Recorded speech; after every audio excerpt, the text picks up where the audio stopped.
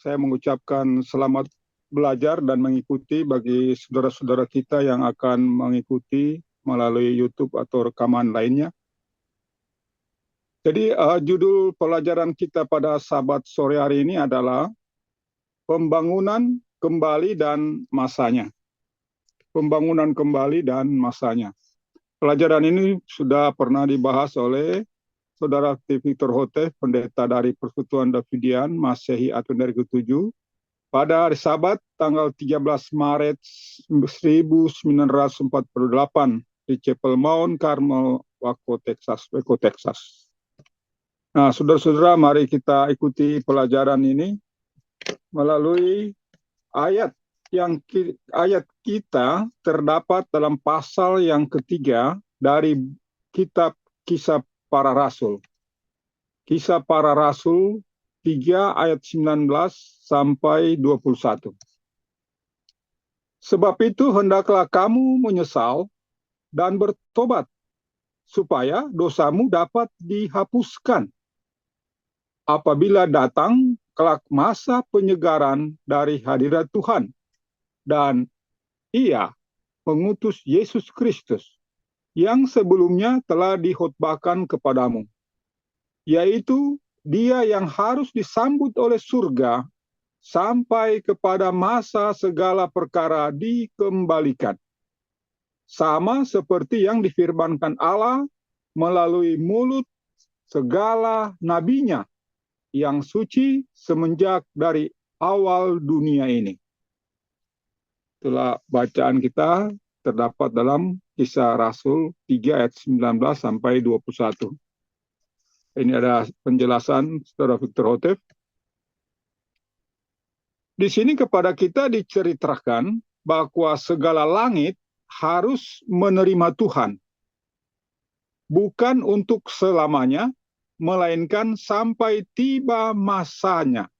Segala perkara dipulihkan. Oleh karena itu, pada masa kembalinya segala perkara itu, Ia atau Yesus akan kembali ke bumi. Apakah kedatangan kembali ini akan kelak tidak diharap-harapkan?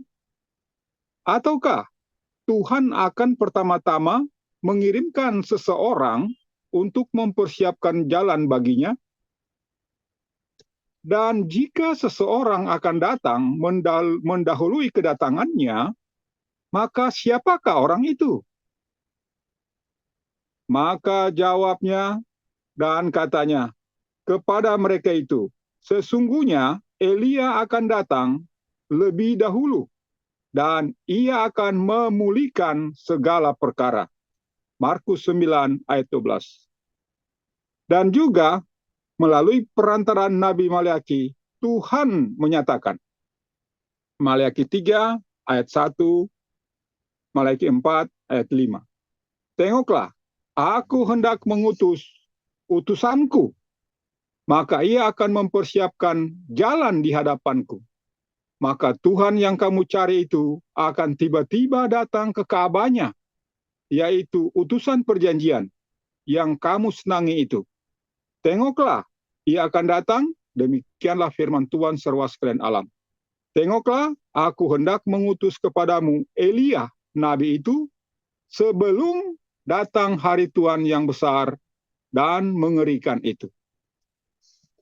Nah, saudara-saudara, sebelum kita lanjut, kita akan merenungkan tulisan daripada para rasul dan pernyataan Yesus Kristus kepada para rasul tentang akan datangnya Elia yang terdapat dalam Markus 9 ayat 12. Jadi kita kembali, mari kita renungkan kisah para rasul 3 ayat 19 ayat 21, apa yang dimaksudkan pokok pembicaraan daripada rasul ini. Jadi kita baca kembali. Sebab itu hendaklah kamu menyesal dan bertobat, supaya dosamu dapat dihapuskan. Apabila datang kelak masa penyegaran dari hadirat Tuhan, dan Ia mengutus Yesus Kristus yang sebelumnya telah dikhotbahkan kepadamu, yaitu dia yang harus disambut oleh surga sampai kepada masa segala perkara dikembalikan. Nah, ini yang menjadi titik perhatian kita, saudara-saudara, yaitu kalimat-kalimat poin di dalam kisah para rasul ini yang menyatakan bahwa melalui kisah ini banyak yang mengatakan bahwa mungkin Lukas yang menulis ini, kisah ini, dan ini menyatakan bahwa pekerjaan daripada para rasul. Ini dijelaskan bahwa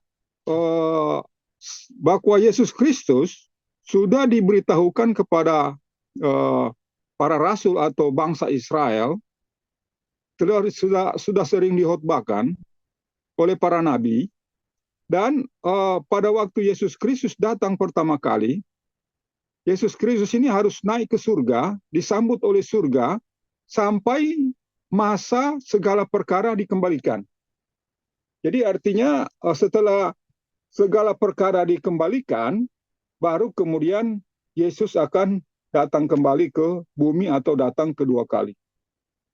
Sama seperti yang difirmankan Allah melalui mulut segala nabinya yang suci semenjak dari awal dunia ini. Jadi kisah para rasul menyatakan bahwa peristiwa ini, hal-hal ini sudah disampaikan oleh para nabi. Bahwa tata urutan daripada peristiwa Yesus Kristus ini sudah disampaikan oleh para nabi semenjak dari nabi dahulu kala, dan bahwa tata urutannya adalah bahwa setelah Yesus datang pertama kali, maka Yesus akan disambut lagi kembali di surga. Setelah selesai semua perkara dikembalikan, baru kemudian Yesus akan datang yang kedua kali. Nah, saudara-saudara, kisah para rasul pasal 3 ayat 19 dan 21 ini, kalau di dalam sejarah Alkitab, sejarah kisah, kita lihat saudara Darman, kisah pasal 3, 2, 3, dan 4. Dan sini kalau kita lihat apa yang diambil di ayat dasar ini, saudara, ini berdasarkan kisah pasal 3 ayat 19 dan 21, yaitu peristiwa pada waktu orang lumpuh disembuhkan. Jadi kalau pasal 3 ayat 1 di situ sangat jelas, kita lihat kisah pasal 3, kita mulai ayat 1. Pada suatu hari, Petrus dan Yohanes pergi ke rumah Tuhan pada pukul 3 sore, yaitu pada waktu untuk berdoa. Jadi mungkin di sini saya baca sini karena tulisan di ini agak kecil, saya baca lewat Alkitab ya. Tapi persamaan bahasa ada. Di sana, di pintu gerbang yang disebut Pintu Indah, ada seorang anak laki-laki yang lumpuh sejak lahir. Setiap hari orang itu dibawa ke sana untuk mengemis kepada orang-orang yang masuk ke rumah Tuhan. Ketika orang itu melihat Petrus dan Yohanes sedang masuk ke rumah Tuhan, ia minta mereka memberikan sesuatu kepadanya. Maka mereka menatap dia. Kemudian Petrus berkata, "Pandanglah kami." Lalu orang itu memperhatikan mereka dengan harapan akan mendapatkan sesuatu dari mereka.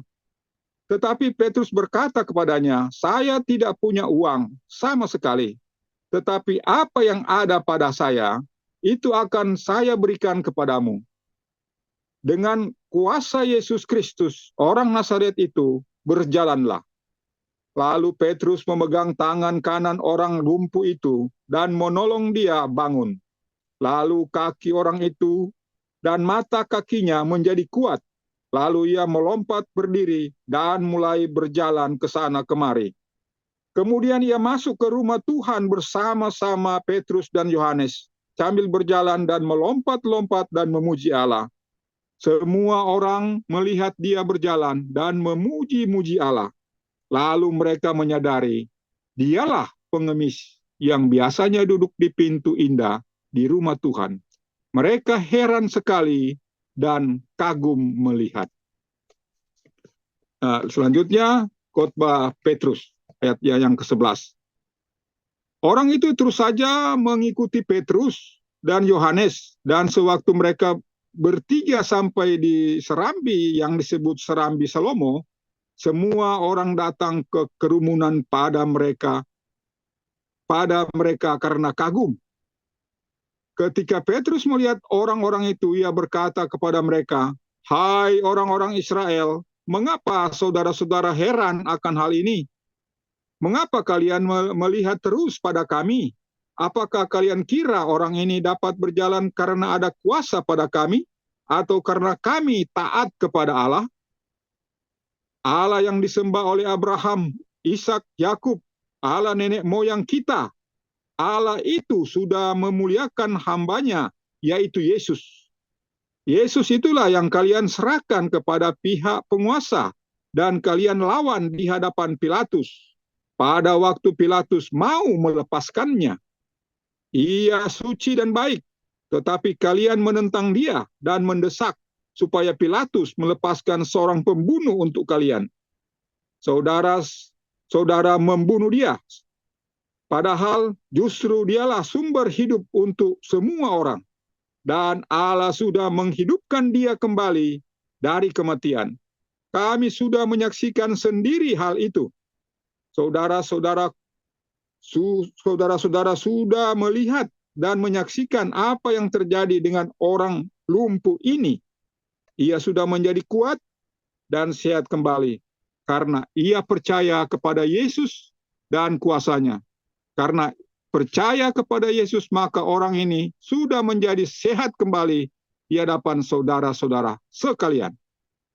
Saudara-saudara, sekarang saya tahu bahwa apa yang kalian dan pemimpin-pemimpinmu lakukan terhadap Yesus, itu kalian lakukan karena kalian tidak tahu apa yang kalian sedang lakukan. Dan karena itulah terjadilah juga apa yang sudah diberitakan oleh Allah dahulu kala melalui semua nabi-nabinya, bahwa Raja Penyelamat yang dijanjikan itu harus menderita. Oleh sebab itu, saudara-saudaraku, bertobatlah dari dosa-dosamu dan kembalilah kepada Allah, supaya Ia menghapuskan dosa-dosamu. Tuhan akan datang kepadamu dan kalian akan mengalami kesegaran rohani. Dan Tuhan akan menyuruh Yesus datang kepadamu. Karena ia sudah ditentukan oleh Allah menjadi Raja Penyelamat untukmu.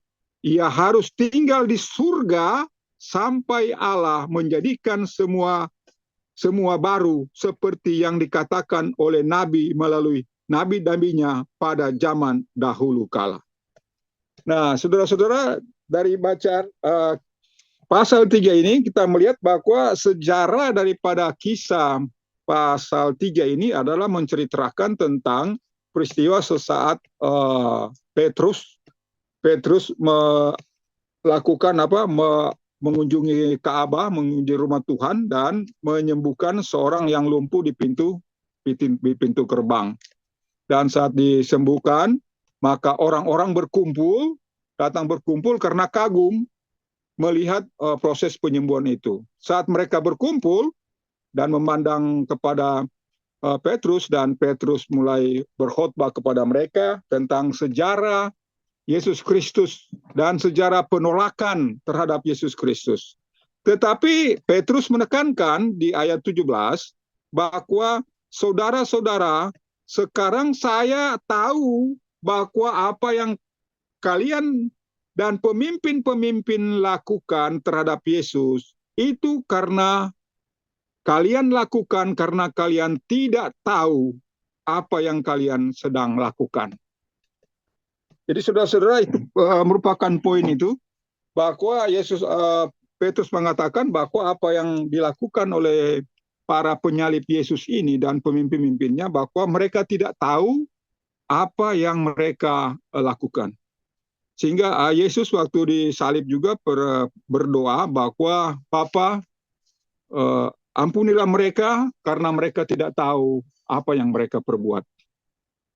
Nah, jadi ini menjadi suatu dasar daripada Rasul Petrus, sampai akhirnya Rasul Petrus katakan bahwa oleh sebab itu, ayat inti kita pada Sabat ini, yaitu Kisah Para Rasul 3 ayat 19 sampai 21. Oleh sebab itu, hendaklah kamu menyesal dan bertobat supaya dosamu dapat dihapuskan.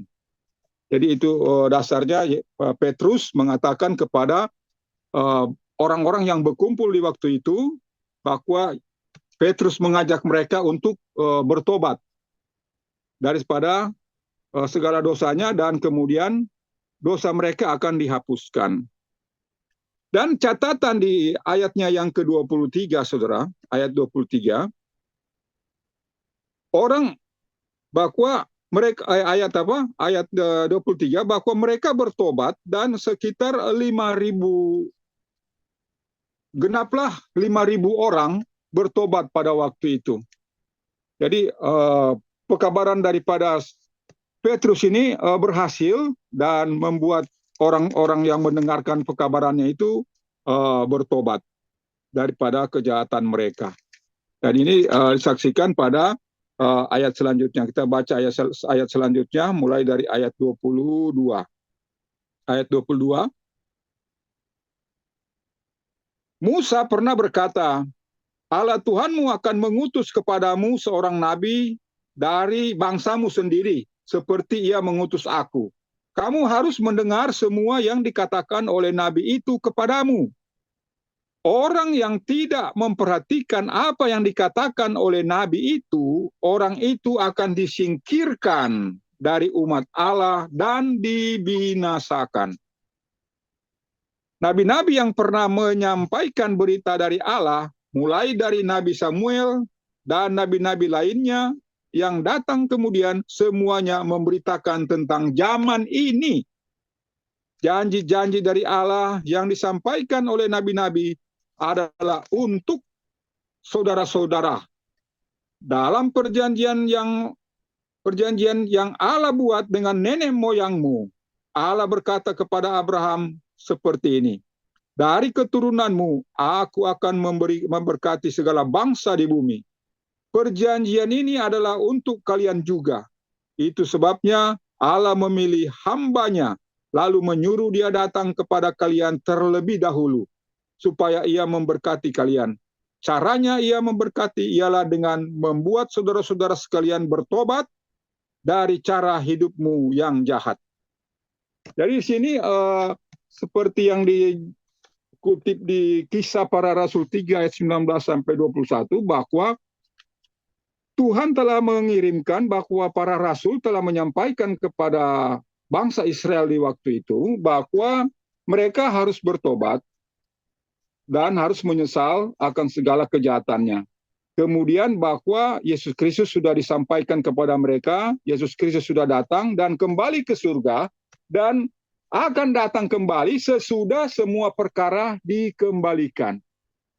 Jadi Kisah Para Rasul, saudara, sudah mencatat, mereka sudah tahu, para rasul sudah tahu bahwa Yesus itu akan datang pada saat semua perkara sudah dipulihkan. Baru Yesus bisa datang ke dunia yang kedua kali. Pada zaman rasul-rasul, sudah sangat tren Yesus akan datang di waktu itu. Tetapi para rasul itu langsung menyetop semua pekabaran pada waktu itu yang mengatakan Yesus akan datang di waktu itu. Dengan mengatakan bahwa Rasul Paulus mengatakan kedatangan Yesus itu masih jauh, karena akan terjadi peristiwa-peristiwa yang dijelaskan oleh Rasul Paulus. Jadi termasuk peristiwa yang dijelaskan di dalam Kisah para rasul ini saat mereka menyembuhkan orang buta itu, orang lumpuh itu di depan pintu rumah Tuhan. Jadi para rasul sudah menjelaskan bahwa Yesus Kristus itu sudah naik ke surga dan dia tetap di surga sampai semua perkara dikembalikan. Nah, akhirnya ternyata Yesus juga pernah mengatakan hal yang sama, makanya para rasul mengabarkan hal yang sama. Jadi di dalam Markus 9 ayat 12, Yesus mengatakan kepada para rasul dan orang bangsa Israel, maka jawabnya, Dan katanya kepada mereka itu, sesungguhnya Elia akan datang lebih dahulu, dan ia memulihkan segala perkara. Jadi para rasul ini, saudara, sudah sangat uh, jernih memahami bahwa peristiwa segala perkara itu belum di zaman mereka, tetapi akan terjadi menjelang sebelum Yesus datang kedua kali, dengan cara Yesus mengatakan bahwa akan datang si Elia lebih dahulu. Nah, para rasul mengatakan bahwa akan datang pekabaran yang memulihkan segala perkara, dan seperti yang pernah disampaikan juga katanya oleh para nabi semenjak dahulu kala. Jadi rasul-rasul sudah melihat hari ini, para nabi sudah menulis bahwa akan dipulihkan segala perkara, bukan di masa mereka, tetapi di masa jauh dari mereka, yaitu masa pada saat Yesus mau datang kedua kali.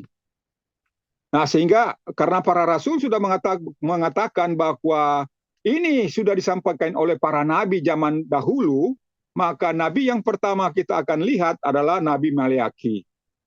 Jadi Nabi Maleakhi 3 ayat 1 sampai 4. Ayat 1, Maleakhi 4 ayat 5. Jadi Maleakhi sekarang menulis mendapat dukungan, sudah didukung oleh para rasul dan Yesus Kristus.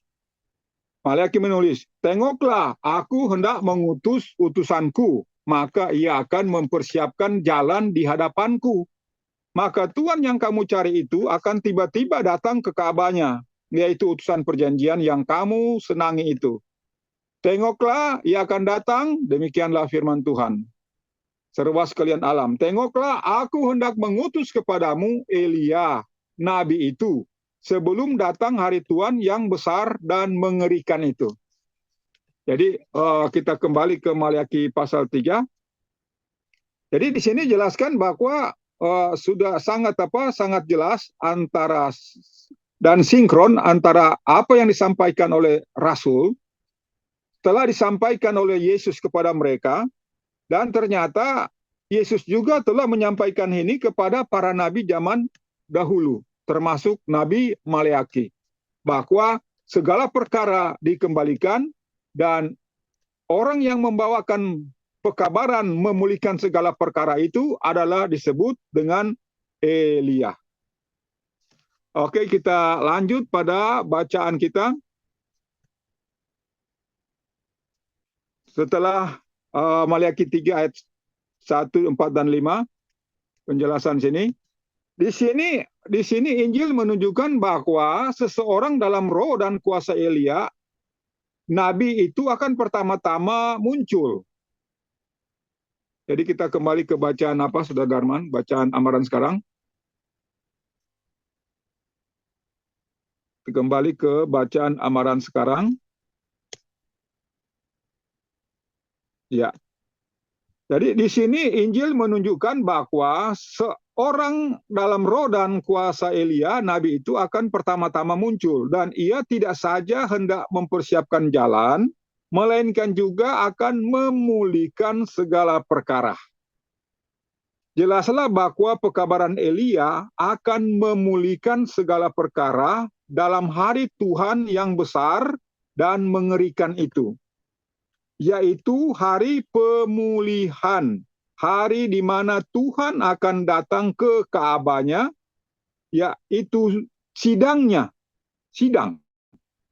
Roh Elia adalah suatu roh yang melawan penyembahan berhala, dan kuasanya adalah suatu kuasa untuk membinasakan orang-orang yang memimpin penyembahan berhala itu, dan yang akan membawakan penyucian. Jadi pekabaran Elia itu adalah telah dijelaskan suatu pekabaran yang sama seperti yang diperbuat oleh Elia yang disebut Elia Kerit. Nah, di sini dijelaskan bahwa Elia pada waktu itu, Elia kuno, telah membawakan suatu pekabaran menentang penyembahan berhala. Jadi menentang penyembahan berhala. Dan seperti hanya para rasul, pada kisah para rasul, kita sudah baca tadi bahwa mereka yang tidak percaya terhadap nabi, seperti katakan oleh Rasul, bahwa pekabaran ini telah disampaikan kepada para nabi, dan mereka yang tidak percaya, mereka akan disingkirkan. Mereka akan disingkirkan. Jadi di sini saya baca lagi apa yang disampaikan oleh Rasul. Kamu harus mendengar semua yang dikatakan oleh nabi itu kepadamu.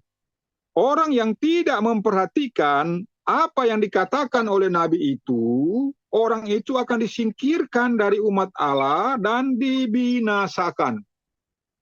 Jadi ini suatu nubuatan yang panjang, saudara, sampai ke zaman saudara dan saya. Kisah pasal 3 ayat 23 sampai 24, ya. Jadi sama seperti yang dijelaskan oleh peristiwa di zaman Elia, bahwa Elia pada waktu itu menghadapi suatu penyembahan berhala yang sangat hebat, dan Elia membawakan suatu pekabaran. Tetapi saudara ingat bahwa sudah dikatakan sebelum ayat sebelumnya, bahwa apa yang diperbuat oleh bangsa Israel melawan Yesus dan pemimpin dan orang-orang waktu itu, mereka tidak tahu apa yang mereka perbuat. Makanya mereka diberi kesempatan untuk bertobat. Nah, demikian juga saudara-saudara dengan pekabaran Elia sekarang. Pada awalnya, segala perlawanan yang dibuat untuk melawan pekabaran ini adalah sama seperti pada zaman yang lalu di masa Elia kuno dahulu dan di zaman Yesus Kristus yang lalu. Bahwa orang-orang pertama melakukan penyalipan, melakukan penolakan, pengecekan, oleh Rasul dikatakan bahwa mereka tidak tahu apa yang mereka perbuat. Jadi kalau mereka tidak tahu, saudara, apa yang mereka perbuat, dan oleh para rasul disebut bahwa itu harus digenapi, mereka harus menggenapinya, maka apapun yang saudara buat untuk, dan saudara dan saya mau buat, untuk pemaksaan atau apa, itu tidak akan berhasil. Karena memang jalannya sudah seperti itu, bahwa pekabaran itu akan ditolak, dan penolakan itu mereka tidak tahu apa yang mereka lakukan. Sampai pada saat mereka disadarkan oleh para rasul, bahwa sekarang bertobat. Nah, kalau kalian bertobat sekarang, maka dosamu diampuni. Nah, jadi saudara, pelajaran minggu lalu dari saudara Dimun sudah menjajarkan step by step pekabaran itu, mulai penyembuhan luka yang pertama, penyembuhan luka yang kedua, dan akan penyembuhan luka yang ketiga. Penolakan yang pertama 1888, penolakan yang kedua 1930, dan akan ada lagi peristiwa yang ketiga. Nah, di masa peristiwa kedua mencapai datangnya peristiwa yang ketiga itu, itulah suatu kesempatan pekabaran ini disampaikan bahwa penolakan yang pertama, kamu tidak tahu apa yang kamu perbuat. Penolakan yang kedua, kamu tidak tahu apa yang kamu perbuat. Nah, sekarang masanya kita membawakan suatu pekabaran menjelang periode ketiga. Periode ketiga. Nah, di periode terakhir, nanti di periode ketiga itu, disitulah ada suatu penekanan pekabaran. Bertobatlah agar segala dosamu diampuni. Jadi dengan demikian memiliki suatu masa dan peristiwa. Karena Yesus juga di ayat ini dijelaskan seperti itu, bahwa Yesus itu disambut oleh di surga, dan segala perkara dikembalikan dulu, baru dia bisa datang. Nah, sekaranglah yang disebut masa pengembalian segala perkara. Dengan satu catatan, pekabaran Elia disampaikan. Sebagaimana Elia dahulu begitu, di zaman Yesus seperti itu, di zaman saudara dan saya juga seperti itu. Jadi dengan demikian, saudara dan saya memiliki suatu kesempatan seperti Petrus untuk membawakan pekabaran ini pada kali yang ketiga. Oke, kita baca sekarang, kita lanjut pada Maleakhi 3 ayat 2 dan 3. Maliaki 3 ayat 2 dan 3. Tetapi siapakah yang dapat bertahan pada hari kedatangannya? Dan siapakah yang akan tahan berdiri apabila kelihatanlah ia? Karena ia adalah bagaikan suatu api pembersih dan seperti sabun pencuci.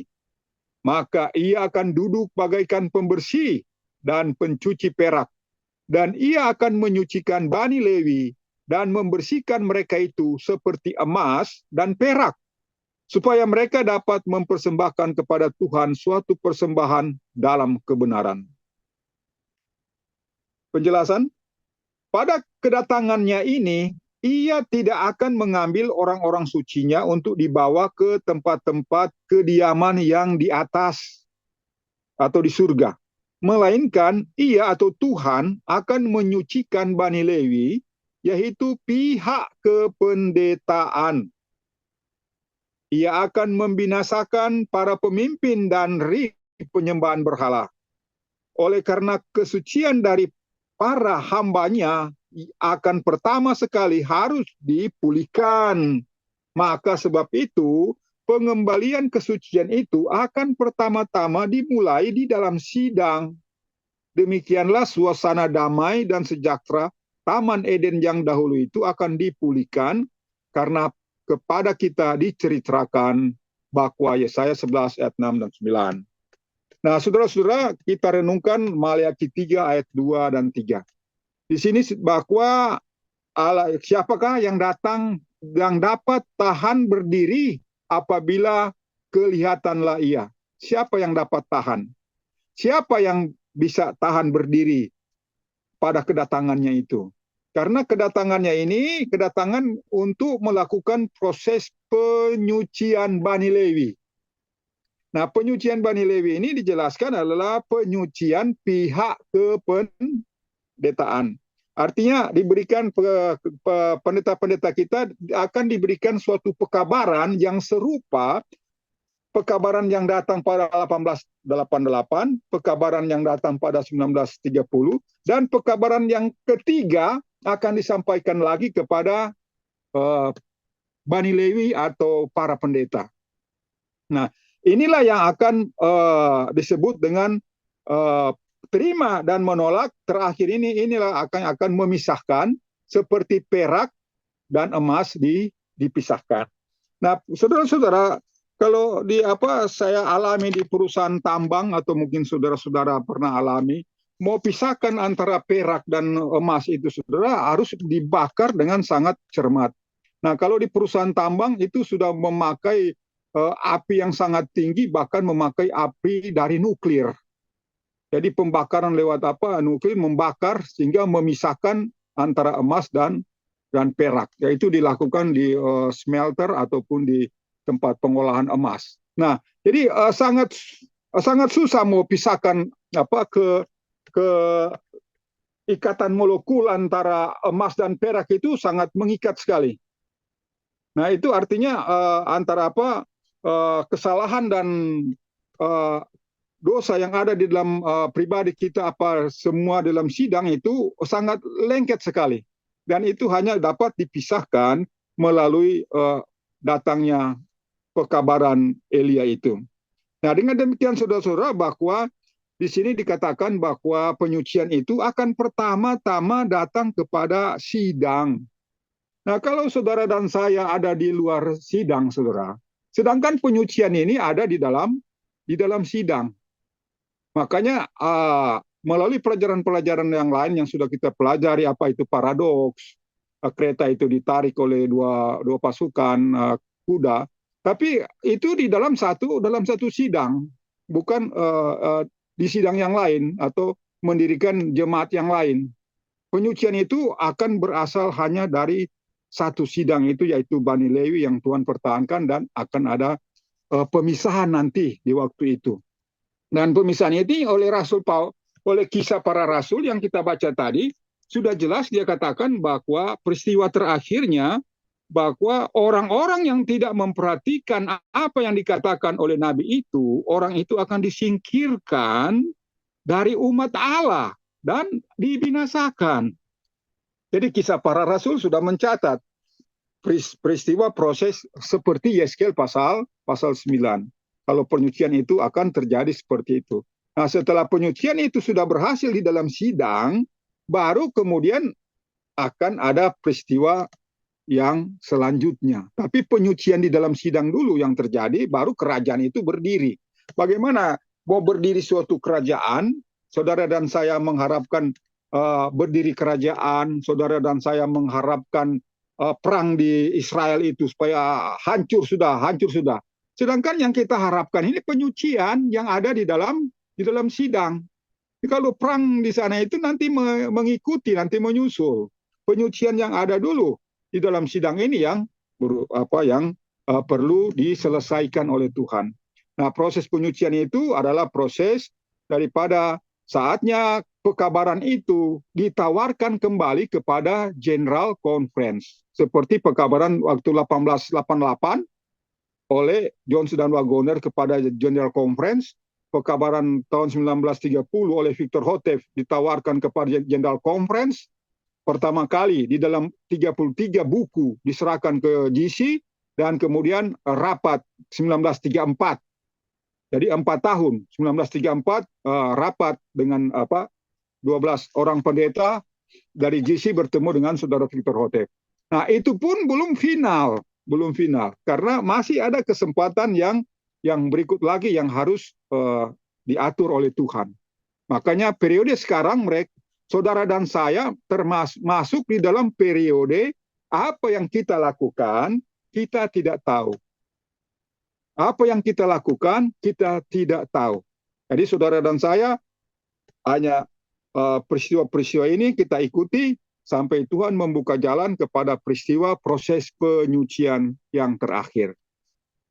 Oke, setelah peristiwa adanya penyucian pihak kependetaan Bani Lewi, maka kita membaca Yesaya pasal 11 ayat 6 dengan 9. Yesaya pasal 11 ayat 6 dan sampai 9. Pada masa itu, serigala akan tinggal bersama-sama dengan anak domba, dan macam tutul akan berbaring bersama-sama dengan anak kambing. Anak lembu dan anak singa muda dan lembu jantan bersama-sama akan bergembalakan seorang anak kecil. Dan lembu dan beruang akan makan bersama-sama, dan anak-anaknya pun akan berbaring bersama-sama. Dan singa pun akan makan rumput seperti lembu, dan anak penyusu akan bermain-main pada lubang ular biludak. Dan anak-anak yang baru lepas susu akan memasukkan tangannya ke dalam lubang ular tedung. Mereka tidak akan menyakiti ataupun merusak di dalam seluruh gunung kesucianku, karena bumi penuh dengan pengetahuan dari Tuhan, sama seperti halnya segala air menutupi laut. Penjelasan. Sebagaimana keadaan dahulu di Eden, maka demikian pula ia harus kembali terjadi jika segala perkara sudah dipulihkan. Dan jika semua nubuatan ini sudah digenapi. Nah, saudara-saudara, Yesaya pasal 11 ayat 6 dan 9 ini, sesuai penjelasannya, sudah berada pada posisi, sudah ada perdamaian. Karena perdamaian yang pertama sudah terjadi, yaitu perdamaian antara Tuhan dan Bani Lewi. Nah, sekarang kan masa belum ada perdamaian, masa Tuhan saja dengan umatnya masih bertentangan dengan Bani Lewinya. Tuhan saja dengan pihak yang Tuhan percayakan untuk memimpin sidang itu masih bertentangan dengan Tuhan sendiri. Sehingga perdamaian dulu Tuhan dengan Bani Lewi dengan cara disucikan, baru digenapilah Yesaya 11 ayat 6 dan 9, perdamaian antara hewan dengan hewan dan manusia dengan hewan. Sehingga akan kembali seperti pada zaman Eden dahulu. Oleh Victor Houteff dikatakan akan kembali seperti zaman dahulu. Kemudian pada waktu itu akan terungkap Karena apa katanya? Karena bumi akan penuh dengan pengetahuan dari Tuhan. Jadi Yesaya mengatakan bumi akan penuh dengan pengetahuan akan Tuhan. Nah, saudara-saudara, kalau gereja kita penuh dengan pengetahuan akan Tuhan, dan saudara dan saya sebagai mengerti akan pekabaran Elia ini penuh dengan pengetahuan akan Tuhan, maka perdamaian itu akan ada, akan muncul. Sehingga oleh para rasul dikatakan bahwa hanya mereka yang menolak, hanya mereka yang menyambut berita dari Allah, mulai dari Samuel, kemudian para nabi, mereka yang inilah yang akan mendapat janji-janji, akan mendapatkan mendapatkan janji-janji Allah. Sedangkan mereka yang melakukan penolakan itu, mereka akan disingkirkan dari antara umat Allah. Itu Kisah Para Rasul pasal 3 ayatnya yang ke-23 sampai 24. Jadi masalah penyingkiran umat Allah ini, umat yang melakukan penolakan, yang sudah diberikan suatu penuh dengan pengetahuan dari Tuhan. Pengetahuan katanya itu sama seperti halnya segala air menutupi laut. Nah, saudara-saudara, coba saudara bayangkan kalau gambaran pengetahuan itu digambarkan bagaikan air laut yang lebih besar daripada daratan dan lebih dalam daripada ini, pengetahuan kepada saudara dan saya. Sehingga saudara, dari berbagai teknologi yang ada sekarang, berbagai pengetahuan yang ada sekarang, itu akan menyamai seperti pengetahuan yang Tuhan berikan melalui nubuatan Daniel pasal 12 mengatakan bahwa pada akhir zaman pengetahuan akan dipertambahkan. Nah, banyak bahasan dari para nabi bahwa pengetahuan ini baik pengetahuan akan Tuhan maupun pengetahuan yang mensupport tentang pengetahuan akan Tuhan itu. Karena pengetahuan akan umatnya akan memiliki suatu pengetahuan didukung dengan support pengetahuan akan yang mendukung pengetahuan akan hal itu. Jadi contohnya, bagaimana saudara dan saya bisa cepat mengerti, bisa cepat paham kalau pengetahuan zaman kuno dahulu. Buku percetakan tidak ada, buku online tidak ada, Zoom tidak ada. Maka karena kita didukung dengan pengetahuan yang Tuhan berikan kepada hikmat sains, maka ini mendukung tentang cara saudara dan saya mendapatkan pengetahuan akan Tuhan itu. Jadi lewat diskusi Zoom, lewat meeting Google, lewat video call dan berbagai macam. Dan semua ini masih akan berlanjut meningkat proses kecepatannya. Jadi seperti sekarang, saudara, satu contoh, saya coba menggunakan intelijensia buatan. Intelijensia buatan ini dirancang untuk menyamai otak manusia. Namanya otak manusia, bahkan ya harus menyamai seperti otak manusia. Kalau otak manusia itu digunakan dengan benar, dia sesungguhnya sangat jenius, sangat pintar. Jadi buktinya ada orang-orang yang jenius, dia bisa menguasai banyak bahasa dunia ini. Nah, demikian juga dibuatlah suatu aplikasi di internet atau di Google, aplikasi translator. Nah, itu bisa saya bicara satu bahasa, saya bisa alihkan ke semua bahasa. Saya bicara bisa mendengar dan bisa paham tentang bahasa luar, saudara. Jadi saya bisa berkomunikasi dengan orang Afrika, saya bisa berkomunikasi dengan orang Jepang, saya bisa berkomunikasi dengan negara-negara yang bahasanya sudah disetting ke dalam artificial intelligence, maka kita bisa saling paham dan langsung bisa saling mengerti. Apalagi memang semakin lama semakin tata bahasa, grammar dan kosakata di internet ini semakin diperbaiki, ke depan semakin sempurna dan semakin cepat. Sehingga dengan demikian sains yang berkembang sekarang, saudara, adalah merupakan suatu bukti penggenapan Yesaya pasal 11 ayat 6 dan 9 maupun nubuatan yang lain. Bahwa bumi akan penuh dengan pengetahuan dari Tuhan sama seperti halnya segala air menutupi laut. Nah, pengetahuan itu akan penuh.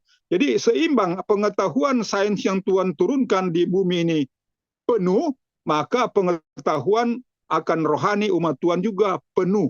Dan saat itulah terjadi suatu perdamaian antara pihak keanggotaan dan pihak kependetaan, pihak Tuhan dengan pihak umatnya, pihak hewan dengan hewan, pihak manusia dengan hewan. Terjadilah perdamaian seperti ramalan daripada Nabi Yesaya. Dan hal itu sudah disampaikan oleh Rasul. Bahwa ini sudah disampaikan oleh para nabi zaman dahulu. Para nabi zaman dahulu sudah menyampaikannya, sudah memberitahukannya. Jadi saudara dan saya tinggal menimba, tinggal mengikuti proses-proses yang terjadi ini. Jadi dengan demikian saudara, kita lihat kembali Yesaya pasal 11 ayat 10. Yesaya pasal 11 ayat 10. Maka pada hari itu akan terdapat suatu akar isai yang akan berdiri sebagai tanda alamat dari umat itu. Kepadanya lah segala bangsa kafir akan mencari-cari, maka tempat perhentiannya akan mulia adanya. Penjelasan. Pada hari itu artinya pada hari kedamaian dan kesentosaan Eden itu dipulihkan. Maka pada waktu itulah, bukan sesudah itu, kerajaan Yehuda Israel akan dipulihkan. Yeskiel 37 ayat 16 sampai 28. Dan diperdirikan sebagai suatu tanda alamat. Kepadanya lah segala bangsa kafir kelak akan mencari-cari. Oleh sebab itu, maka pengembalian Yehuda dan Israel ini akan terjadi dalam masa kasihan, karena segala bangsa kafir akan berusaha mencari tanda alamat itu. Jadi jelaslah bahwa segala bangsa kafir akan kelak masih berdiri sewaktu kedamaian dan kesejahteraan Eden dikembalikan kepada umat Allah dalam masa hari Tuhan yang besar dan mengerikan itu. Jadi saudara-saudara, di sini kita dapati lagi urutan selanjutnya, kronologi selanjutnya, kronologi nubuatan yang akan jadi. Jadi setelah peristiwa ada berbagai peristiwa ketidaktahuan saudara dan saya, peristiwa yang terjadi, penolakan, penerimaan, penolakan yang terjadi sekarang seperti yang terjadi di zaman Rasul. Ada yang menolak, pemimpin-pemimpin menolak, banyak pendeta menolak, ada anggota menerima, ada anggota menerima. Nah, peristiwa itu terjadi bergulir. Akhirnya sama seperti sekarang. Peristiwa itu terjadi rentetan yang sama juga. Menggenapi Yesaya pasal 11 ayat 10 lagi. Bahwa setelah katanya ada perdamaian, jadi ada damai dulu antara Tuhan dengan manusia, umat Tuhan dengan Tuhan, antara umat Tuhan dengan umat Tuhan, ada perdamaian karena dipenuhi dengan pengetahuan akan Tuhan. Kemudian terjadi tanda alamat. Jadi akan muncul tanda alamat, suatu akar dari Isai akan berdiri sebagai tanda alamat. Jadi sesampainya di bukti sampainya di suatu kerajaan, di suatu Yerusalem, setelah umat dibawa ke sana, maka kerajaan itu belum langsung melakukan misi Injilnya, belum. Karena dia harus dibentuk menjadi suatu tanda alamat dulu. Dan setelah dia dibentuk menjadi satu tanda alamat, bangsa-bangsa kafir akan mencari-cari. Jadi genaplah Yesaya pasal 2, bangsa-bangsa sambil memanggil berduyun-duyun, mari kita ke Yerusalem. Baru penggenapan Mika pasal 4 juga, dan berbagai nubuatan lainnya, berbagai nubuatan Yesaya. Bangsa-bangsa akan melihat tanda alamat itu. Jadi ada tanda alamat. Nah, bangsa-bangsa akan mencari. Nah, bangsa-bangsa yang akan mencari yang pertama, dan saudara saya dan saya sudah pelajari, adalah pertama bangsa empat tukang kayu. Jadi di Zakaria pasal 1. Bangsa empat tukang kayu inilah yang pertama sekali, karena bangsa yang disebut dengan bangsa kafir empat tukang kayu ini, bangsa yang akan memperluas kerajaan itu. Mereka datang mencari. Jadi sama seperti yang dilakukan suatu tanda alamat bintang ada di atas langit, kemudian raja-raja orang Majus datang melihat tanda itu, dan akhirnya mereka datang mencari Yesus di Yerusalem atau di Bethlehem. Jadi ada suatu tanda yang diberikan. Nah, demikian juga bagi saudara dan saya, akan ada suatu tanda yang Tuhan berikan kepada bangsa-bangsa kafir, sehingga mereka melihat bahwa ini suatu tanda, dan mereka akan mencari. Mereka sendiri akan datang untuk menjumpai umat Tuhan di sana. Maka tempat perhentiannya akan mulia adanya. Jadi sehingga kata baru dia kemudian menjadi mulia. Nah, saudara-saudara, di sini dijelaskan bahwa maka pada waktu itulah, bukan sesudah itu, kerajaan Yehuda dan Israel akan dipulihkan. Berdasarkan Yeskiel 37 juga ayat 16 sampai 28. Dan diperdirikan sebagai suatu tanda alamat. Diperdirikan sebagai suatu tanda alamat. Kepadanya lah segala bangsa kafir akan mencari. Nah, dengan demikian, oleh sebab itu maka pengembalian Yehuda dan Israel akan terjadi di masa kasihan bagi segala bangsa-bangsa kafir masih ada di muka bumi ini. Nah, saudara-saudara, ayat ini kan ayat Yesaya pasal 11 ayat 6 sampai 9 ini kan diinterpretasikan atau diterjemahkan atau diartikan bahwa ini nanti di di masa 1000 tahun, bahwa perdamaian antara hewan dan hewan, manusia, anak kecil dan hewan-hewan ini nanti akan terjadi di masa sesudah Yesus datang ketiga kali di masa kerajaan baru, bukan terjadi di 1000 tahun, sesudah 1000 tahun. Nah, peristiwa ini diartikan ke sana. Padahal peristiwa ini ayat 10 mengatakan bahwa bangsa kafir masih ada. Masih ada bangsa kafir. Bagaimana mau diterapkan ayat ini, diterapkan sesudah 1000 tahun. Di sana bangsa kafir tidak ada lagi, saudara. Dilenyapkan lewat api neraka.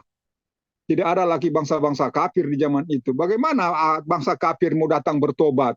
Di sini ayat 10 mengatakan, di penjelasan ayat 10, menjelaskan bahwa peristiwa ini terjadi pada saat peristiwa perdamaian ini terjadi pada saat bangsa-bangsa kafir melihat tanda perdamaian itu. Mereka melihat, ada perdamaian yang ada di sana.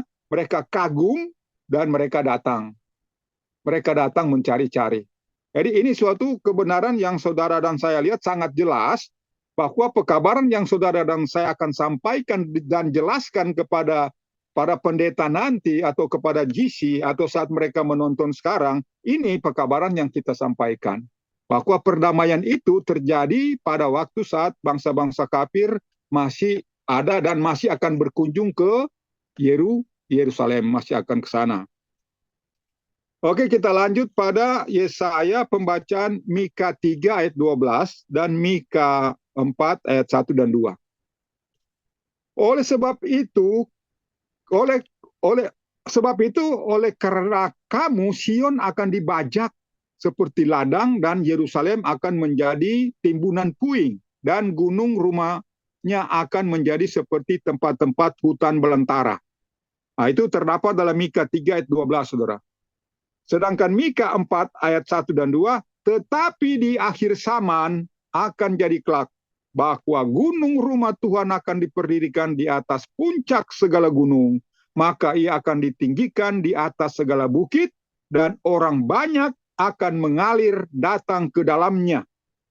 Maka banyak bangsa akan datang dan mengatakan, datanglah dan marilah kita naik ke gunung Tuhan, ke rumah Allah Yakub itu. Maka ia akan mengajar kepada kita segala jalannya, dan kita akan berjalan dalam segala lorongnya. Karena dari dalam Sion akan terbit hukum dan firman Tuhan dari Yerusalem. Mika 3 ayat 12, 4 ayat 1 dan 2. Nah, saudara-saudara, jadi di sini kita lihat bahwa Mika ini menjelaskan, mendukung penjelasan dari Nabi Yesaya. Jadi Nabi Yesaya sudah mengatakan bahwa akan terjadi perdamaian antara hewan dan manusia, Tuhan dengan umatnya. Kemudian Nabi Mika, Yesaya mengatakan akan ada suatu tanda, baru bangsa-bangsa kafir akan masuk. Nah, si Mika mengatakan masanya. Masanya sangat jelas. Makanya judulnya ini pembangunan dan masanya. Pembangunan kembali dan masanya. Jadi masanya ini yang dijelaskan oleh Nabi Mika, bahwa masa itu terjadi pada akhir zaman. Tetapi di akhir zaman akan jadi kelak, bahwa gunung rumah Tuhan akan diperdirikan di puncak segala gunung. Nah, sedangkan para rasul tadi sudah mengatakan bahwa peristiwa ini akan nanti datang pada sesuatu waktu sebelum Yesus masih di dalam surga, segala perkara dipulihkan. Jadi Rasul Paulus menekankan bahwa kepercayaan orang Kristen untuk Yesus datang itu sudah dijelaskan oleh oleh para rasul, bahwa saudara dan para rasul mengajar Yesus, mengajar tentang misi Injil Yesus supaya manusia mengenal Yesus. Tetapi ditekankan bahwa Yesus ini ada di dalam surga. Dia nanti datang saat segala perkara dikembalikan. Nah, perkara-perkara yang dikembalikan ini adalah perkara-perkara yang dijelaskan oleh para nabi, di mana rasul-rasul mengatakan seperti yang sudah disampaikan oleh para nabi zaman dahulu. Jadi prospeknya sudah diketahui oleh para rasul. Ini sudah dijelaskan oleh para nabi kok, yo. Nanti kamu akan percaya itu. Barang siapa yang tidak percaya para nabi, mereka akan disingkirkan. Nah, itu penekanan dari kisah para rasul. Mereka yang tidak mau percaya, mereka akan disingkirkan. Tetapi belum di waktu itu akan ada peristiwa masa setelah kita mengerti urutan-urutan peristiwa yang dijelaskan oleh para nabi ini. Sehingga walaupun saudara dan saya, misalnya orang-orang yang percaya tentang kerajaan, kalau saudara dan saya tidak percaya semua nubuatan tata urutan yang dijelaskan oleh para nabi, itu sama dengan dikatakan bahwa kita menolak sebagian dan menerima sebagian. Padahal kita ingin mempercepat atau memperlambat peristiwa itu. Padahal peristiwa itu sudah diurai jelaskan oleh para nabi, bahwa semua itu akan terjadi pada waktu perdamaian akan tiba, pada waktu Tuhan mencurahkan pengetahuan kepada bumi seperti pengetahuan seperti air menutupi laut. Jadi pengetahuan yang sangat penuh yang akan dimiliki oleh umat Tuhan. Nah, sehingga saudara ada pemazmur mengatakan bahwa pengetahuan akan Tuhan ini dan nubuatan daripada pekabaran Elia itu awalnya telah dijelaskan oleh Victor Hotef, itu terdapat dalam traktat buku 14 ya, pembahasan masalah Nahum. Bahwa peristiwa-peristiwa yang ditekankan di sini bahwa akan terjadi pada akhir zaman. Nah, dibahas dalam buku traktat itu tentang akhir zaman itu dimulai dengan kendaraan dengan kecepatan saling melambung yang terdapat dalam nubuatan Nahum pasal 1 dan 2, buku Nahum. Dan kalau saudara dan saya bandingkan peristiwa awalnya buku Nahum di zaman tahun 1929, 1930, saudara bandingkan kendaraan di waktu itu, pesawat di waktu itu bandingkan dengan pesawat dan kendaraan yang ada 10 tahun terakhir ini, sangat jauh berbeda. Makanya penggenapan nubuatan ini mengarah terus pada pengetahuan yang lebih besar. Nah, coba saudara Darman munculkan gambaran kesibukan pesawat melalui pantauan satelit yang saya kirim lewat foto WA. Jadi internet bisa membaca satelit bisa membaca kesibukan udara yang terjadi Dan ini memenuhi nubuatan. Nubuatan sudah menjelaskannya. Jadi ada terus lagi pesawat-pesawat, Saudara Daman, gambar-gambar pesawat.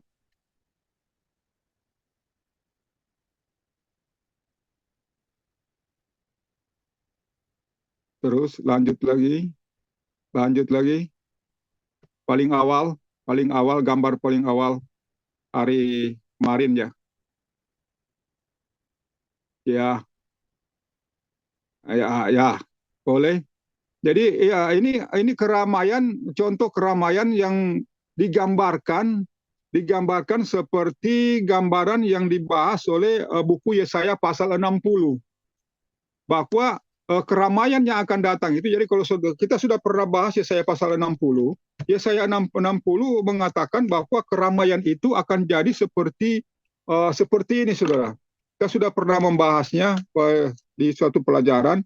Jadi dikatakan bahwa keramaian itu akan penuh seperti awan yang sedang berjalan, dan kelihatan seperti, katanya seperti merpati yang terbang. Jadi penuh dengan segerombolan burung merpati. Jadi di sini kita melihat bahwa ini oleh para wartawan ataupun para ahli, ini adalah 10 tahun terakhir. Jadi 10 tahun terakhir ini baru disebut sangat ramai, 10 tahun terakhir. Jadi mulai dari 2010, 2020 ya, 2010. 2010 perkembangan teknologi semakin kita dapat semakin sangat cepat perkembangannya. Jadi ini gambaran pengetahuan itu semakin 10 tahun terakhir ini semakin dipadati, semakin padat, semakin bertambah. Jadi sementara Saudara Darman menyinggung sahabat-sahabat yang lalu, menyinggung masalah Ini yang saya intelijensia, tampilkan real. ya. Ini, Yang saya tampilkan ini real, asli, benaran saat ini. ya, ya. Ini Jadi flight ini radar, Indonesia ya, langsung ini. Indonesia. Ya, Indonesia ini, jadi kalau Saudara lihat kerumunan ini ada di seputar DKI Jakarta ya, ya. DKI Jakarta ya, Misalnya pada, saya klik salah satu ya, ini saya klik. Nah, itu ya, akan ya, ya, keluar. Nah, ini dia nih. Ternyata pesawatnya di kiri nih. Misalnya ya, saya ya, ambil salah satu yang dekat Sulawesi ya, ini ya. Nah, ini. ya, Nah, ya, ini dia pesawatnya. Seperti ya. inilah di udara saat ini. Ini langsung ini live. Ya, ya, jadi langsung bisa kita lihat ya, langsung kita bisa lihat pesawat apa yang terbang, di mana posisinya, bisa kelihatan posisinya sekian, tingginya dari permukaan air laut tingginya sekian, jadi bisa langsung dapat diketahui. Jadi inilah kemampuan yang jauh berbeda dari zaman pekabaran ini pada tahun 1930. Masih sangat jauh berbeda. Sedangkan ini adalah pekabaran 10 tahun terakhir, oleh para ahli mengatakan. Apalagi ke depannya pengetahuan sains semakin bertambah, misalnya oleh para ini informasi yang mereka sampaikan, sementara saudara dan saya menggunakan uh, internet dengan sistem 4G, 5G, datang ke 6G. Nah, telah muncul suatu internet yang datang dari Starlink langsung dengan kecepatan yang sangat tinggi. Datang dari Tesla, mau kemanapun, di hutan manapun bisa dapat jaringan ini. Dalam perjalanan pun bisa dapat ini. Dan kemudian informasi pengetahuan yang sedang berkembang, kita dari komputer digital akan masuk ke komputer kuantum.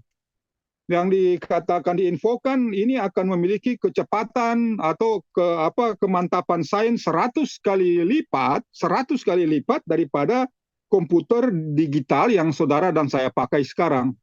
Nah, saudara-saudara, bagaimana pengetahuan ini bisa memuncak, Tuhan buka kepada umat, kepada bangsa bumi sebegitu seperti ini, menggenapi semua nubuatan yang Tuhan katakan lewat Nabi Yesaya, bahwa bumi akan dipenuhi dengan pengetahuan seperti air di laut.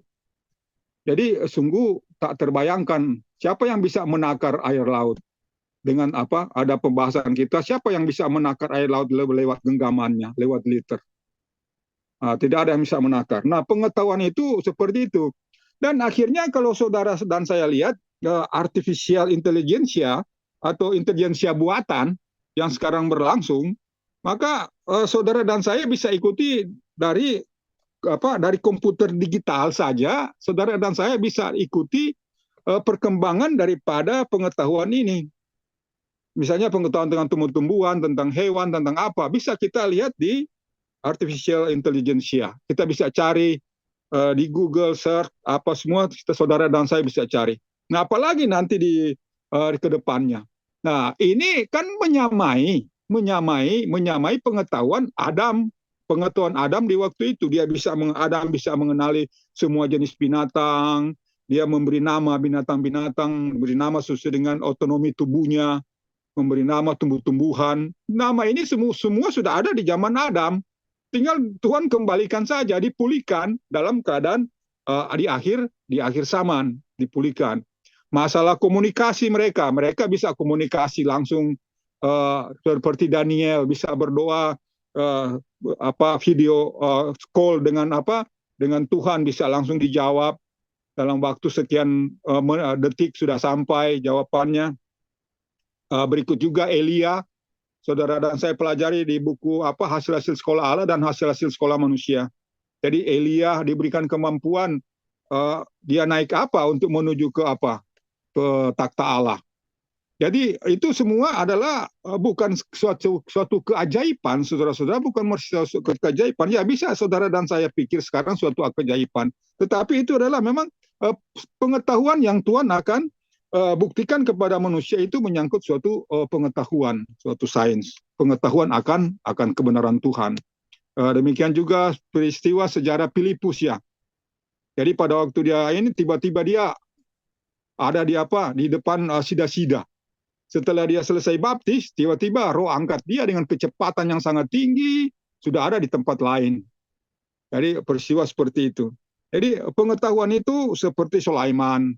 Jadi Sulaiman memiliki suatu pengetahuan hikmat yang sangat besar, sampai ratu atau perbendaharaan dari Ethiopia datang mengagungkan, bahwa ratu mengatakan bahwa hanya sekecil yang saya dengar dibandingkan dengan kenyataan yang ada, pengetahuan itu daripada Raja Sulaiman. Jadi dengan demikian saudara, itu belum apa-apa itu saudara, itu masih bagian terkecil, karena Tuhan belum janji pada waktu itu akan memberikan pengetahuan yang sangat besar, baik kita maupun bangsa-bangsa kafir. Bangsa-bangsa kafir ini saudara diberikan pengetahuan agar mereka mendukung, mensupport tentang penyebaran pekabaran Injil lewat media yang saudara dan saya sampaikan. Jadi seperti itu. Jadi dengan demikian ini harus memenuhi semua gambaran nubuatan, seperti gambaran-gambaran pesawat tadi, gambaran pencapaian teknologi, semua memenuhi aturan yang Tuhan sudah gariskan di dalam Alkitab. Jadi di dalam Mika 3 ayat 12, bahwa bangsa-bangsa akan saling memanggil dan mereka akan pergi ke Yerusalem. Di sini disebutkan, datanglah mari kita naik ke gunung Tuhan dan ke rumah Allah Yakub, maka ia akan mengajar kita segala jalan dan kita akan berjalan dalam segala lorongnya, karena dari dalam Sion akan terbit hukum. Nah, saudara-saudara, di dalam pembahasan kita yang lain di CS 60, bahwa mereka akan pergi dengan kecepatan yang sangat tinggi ke Yerusalem. Jadi misalnya kecepatan lewat dan dilihat bagaikan rombongan merpati yang terbang seperti awan. Nah, ini hanya bisa saudara lihat gambaran-gambaran yang kita bisa lihat sains yang berkembang sekarang, yaitu tentang mau ditemukannya tentang mobil terbang, tentang motor terbang, semua itu serba terbang seperti awan. Akan sasarannya ke udara. Demikian juga pesawat ataupun kapal dengan kecepatan yang tinggi, dengan berbagai kendaraan-kendaraan yang bisa terbang, semua akan mereka saling memanggil seperti katanya burung merpati, seperti burung merpati yang datang ke sana. Nah, inilah bagian dari tata urutan daripada pekabaran ini sesuai dengan tata urutan kronologisnya.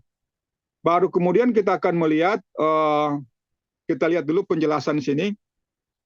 Yesaya Zakaria 14 ayat 4 dan 5 ya. Nah, sebelum itu Jelaslah bahwa sesudah tercerai berainya orang-orang Yahudi itu dan sesudah kebinasan Yerusalem yang lama, yang tua, dalam sejarah Kristen, hari-hari yang terakhir itu pada waktu itulah pemulihan segala perkara akan terjadi. Dari kenyataan bahwa banyak bangsa pada waktu itu akan menggabungkan diri kepada Tuhan. Jadi sangat jelas saudara bahwa nubuatan ini karena manusia penuh dengan pengetahuan, maka pertobatan itu cepat. Jadi cepat. Jadi seperti kembali ke zaman bangsa Rasul Petrus. Dia sekali berkhotbah, 5.000 orang, 3.000 orang berapa? Bertobat. Dan oleh nubuatan itu belum dikatakan penuh. Masih dikatakan banyak, ada referensi yang saya baca bahwa ketuhanan Roh Kudus di masa ini akan berlimpah-limpah lagi. Akan berlipat-lipat lagi kuasanya itu. Itu sama dengan diberikan suatu pengetahuan akan Tuhan. Sehingga banyak bangsa-bangsa akan menggabungkan diri. Maka oleh karenanya pemulihan itu akan jadi dalam masa kasihan, dalam hari yang besar dan mengerikan itu. Tanda alamat itu pun akan kelak berdiri pada waktu itu. Dan kepadanya lah akan dicari oleh bangsa-bangsa kafir. Hari itu merupakan hari besar bagi segala orang benar dan hari mengerikan bagi segala orang yang berdosa, yang tidak mau bertobat. Nah, sehingga dikatakan di permulaan sini bahwa bertobatlah kamu, tinggal menyesalilah segala dosamu, tidak perlu mau tengok ke belakang apapun peristiwa yang sudah dan dosa yang sudah buat, tetapi Rasul menggambarkan sekarang bertobatlah dan dosamu akan dihapuskan. Untuk peristiwa-peristiwa yang sebelumnya oleh para rasul, kamu tidak tahu apa yang kamu perbuat. Kemudian kita lihat Sakaria 14 ayat 4 dan 5.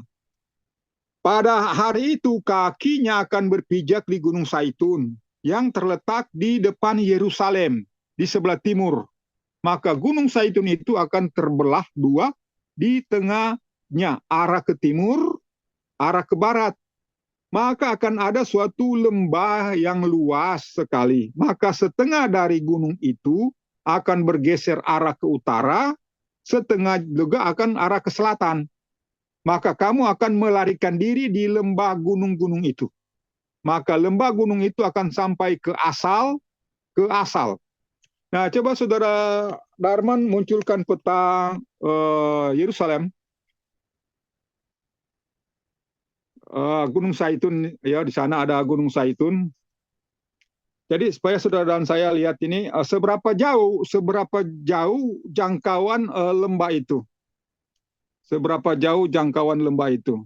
Ya, bisa juga ini, bisa ini juga. Kita datang di Yehuda, ya, perbatasan antara yang kuning, yang hijau sekali dan agak hijau muda, ya. Di situ ada Yerusalem dan Gunung Saitun. Nah, jadi dilihat arah titik datangnya kaki Tuhan sebagai tanda alamat.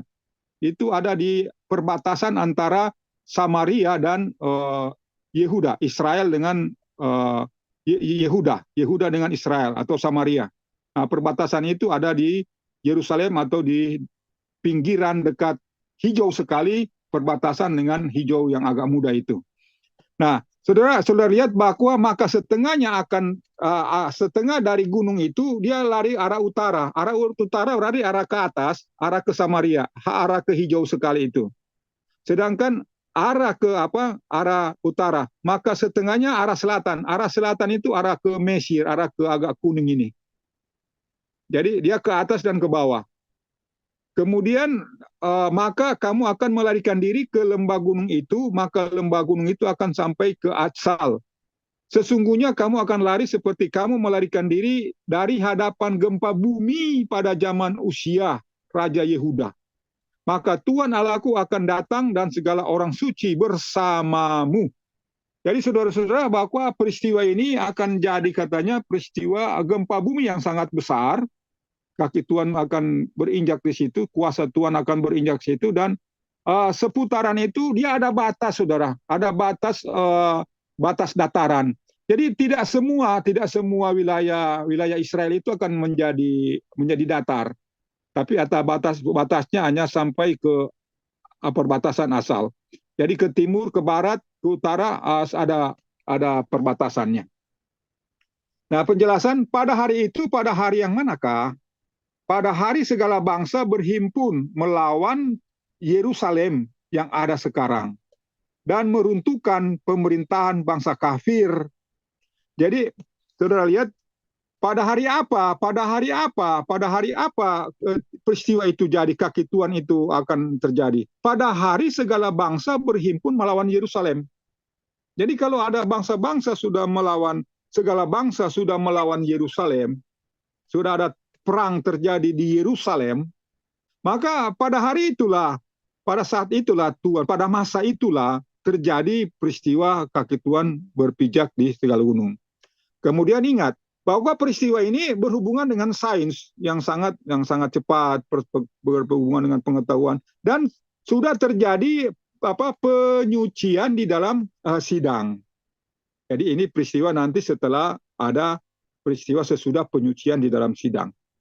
Kemudian sudah lihat bahwa pada hari Yerusalem akan dikepung oleh segala bangsa dan meruntuhkannya dari pemerintahan bangsa kafir. Jadi saudara, peristiwa itu terjadi, segala bangsa itu masuk berperang untuk runtuhkan kekuasaan bangsa kafir di dalamnya. Okay.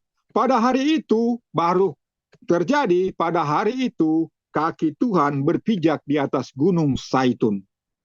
Gunung Zaitun akan terbelah di tengah-tengahnya arah ke timur dan arah ke barat. Maka akan terjadi suatu lembah yang luas sekali. Maka setengah dari gunung itu akan bergeser arah ke utara, setengah juga arah ke selatan. Zakaria 14 ayat 4. Kedatangan Tuhan setelah 1000 tahun milenium yang datang ini pun akan sama dengan ini. Bacalah Eri Writing halaman 51 dan 52. Nah, saudara-saudara, banyak terjadi ketidakmengertian daripada umat Gereja Mahasiswa yang ke-7 karena berdasarkan Eri Writing halaman 51 dan 52 yang mengatakan bahwa kaki Tuhan di peristiwa sebentar itu akan jadi seperti peristiwa Zakaria 4 ayat 4. Kaki Tuhan akan berpijak dan menjadi datar lagi kembali. Karena peristiwa itu kan sudah hancur selama 1000 tahun. Jadi waktu datar pertama di masa sebentar, jadi datar. Tetapi itu akan porak-poranda lagi setelah Yesus datang kedua kali, itu akan porak-poranda ulang, kembali ke semula, dan pada waktu ditemukan di zaman sesudah 1000 tahun, maka itu juga telah membukit. Dan akhirnya Tuhan datang membuat datar kembali. Jadi ada dua peristiwa Gunung Zaitun itu menjadi datar. Jadi peristiwa pertama, peristiwa saat ada bangsa-bangsa kafir. Peristiwa kedua saat sudah tidak ada kesempatan bangsa-bangsa kafir untuk bertobat. Jadi peristiwa kedua. Kemudian umat Tuhan berlari-lari masuk ke gempa itu. Peristiwa pertama. Peristiwa kedua adalah umat Tuhan turun bersama-sama dengan Yesus dari masa 1000 tahun bersama dengan Yerusalem, turun bersama-sama di Bukit Zaitun itu. Jadi peristiwa yang kelihatan peristiwa sama tapi berbeda, peristiwa yang terjadi berbeda. Dengan demikian bahwa Eri Rising sini terjadi dua kali. Jadi makanya orang-orang mengatakan ini tidak cocok dengan Roh Nubuat. Roh Nubuat mengatakan bahwa peristiwa kaki Tuhan berpijak di Gunung Zaitun sesudah 1000 tahun. Mengapa saudara dan saya ajarkan sebelum 1000 tahun kaki Tuhan berpijak? Karena ini berdasarkan daripada nubuatan-nubuatan yang sudah kita bahas, Zakaria dan Yesaya, bahwa saat itu terjadi perang. Sedangkan di masa 1000 tahun sana tidak terjadi perang.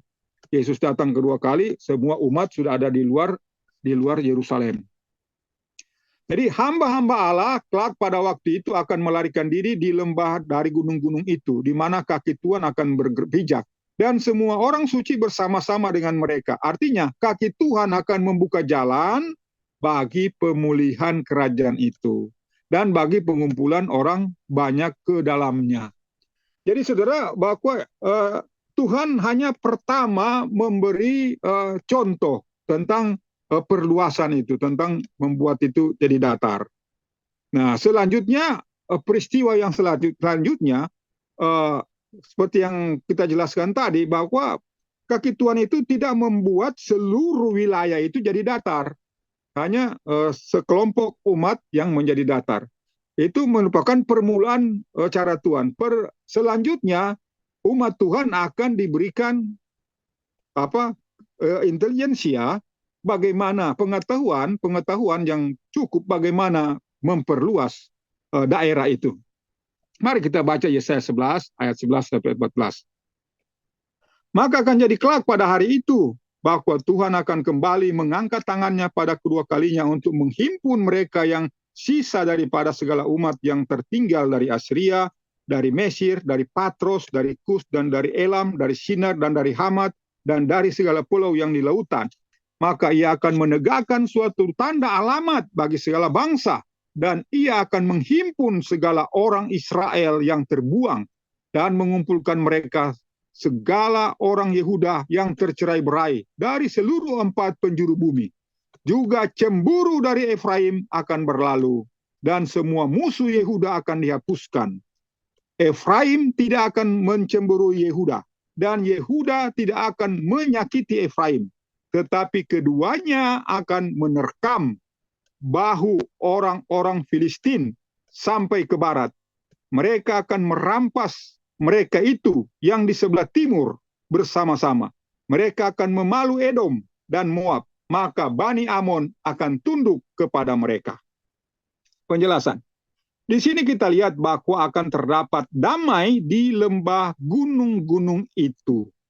Damai di antara binatang dengan binatang, dan juga di antara manusia dengan manusia.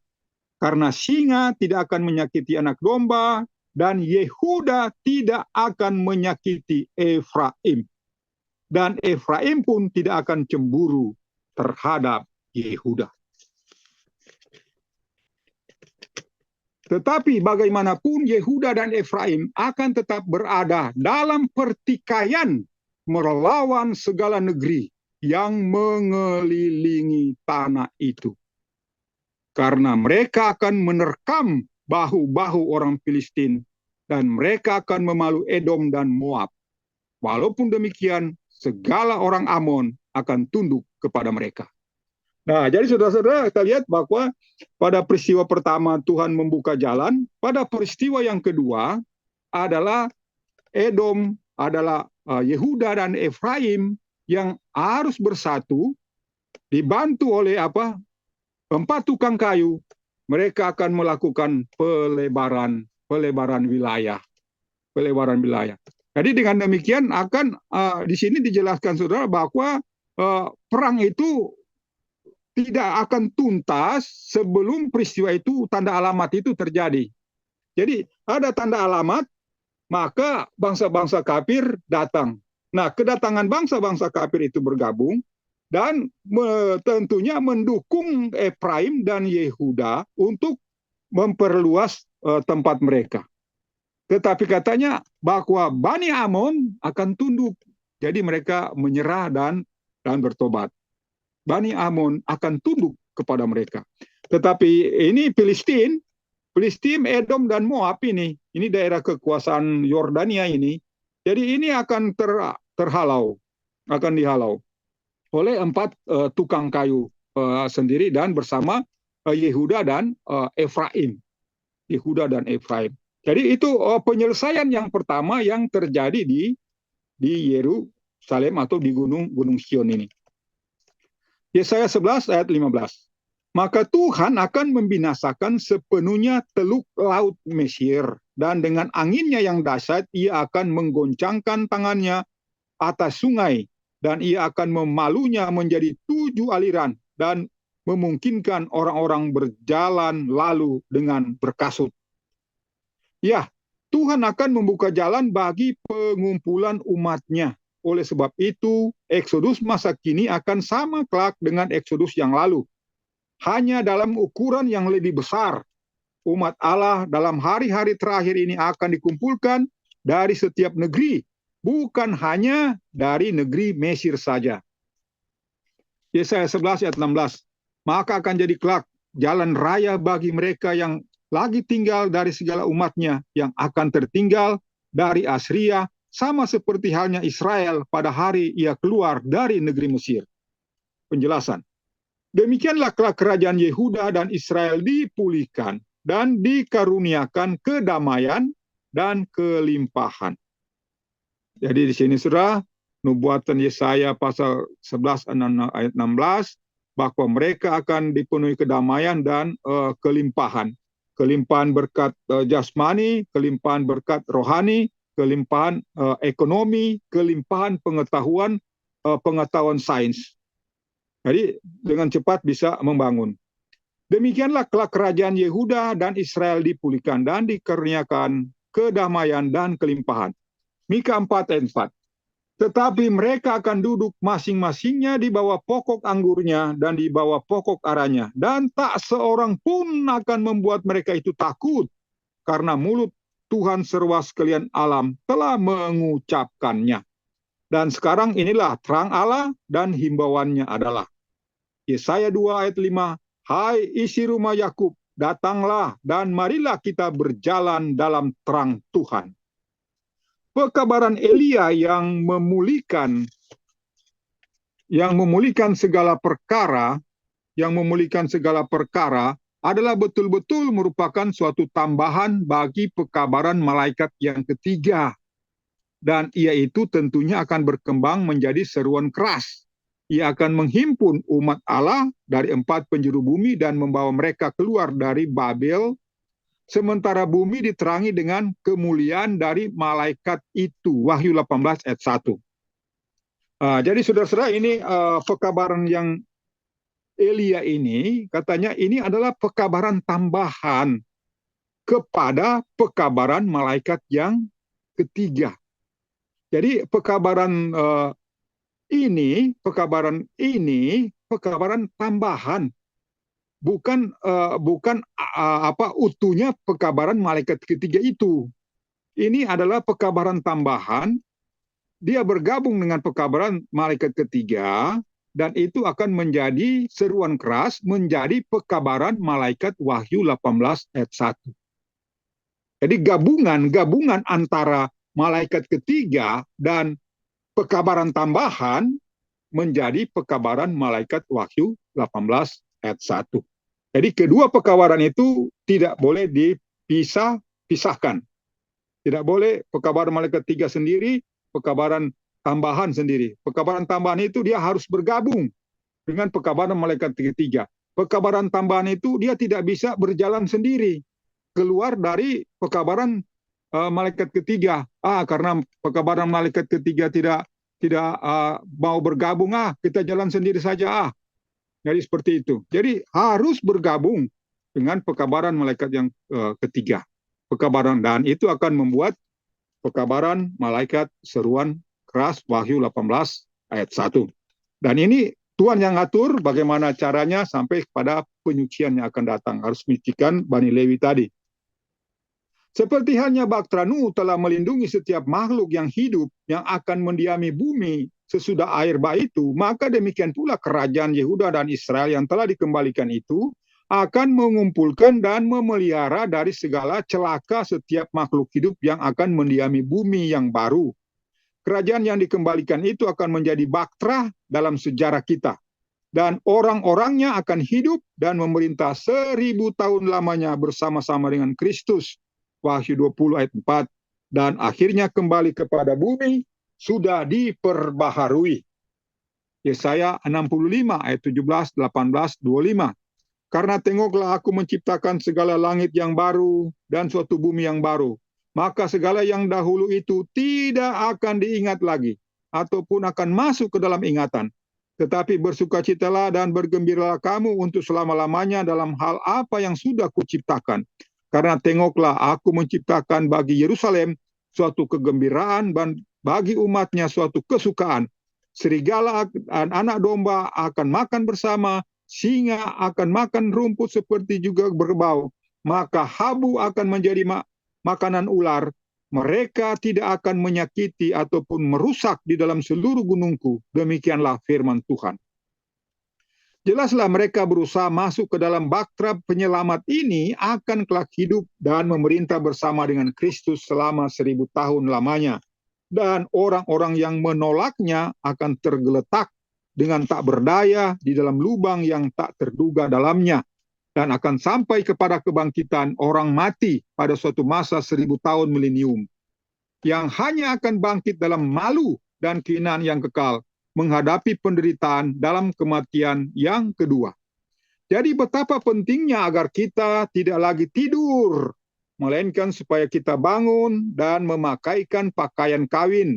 Itu sekarang juga, supaya tidak kita mendapatkan diri kita kelak meratap dan menggeretak gigi yang jauh lebih menderita daripada yang dialami orang-orang pada masa air bah yang dahulu di luar bahtera itu.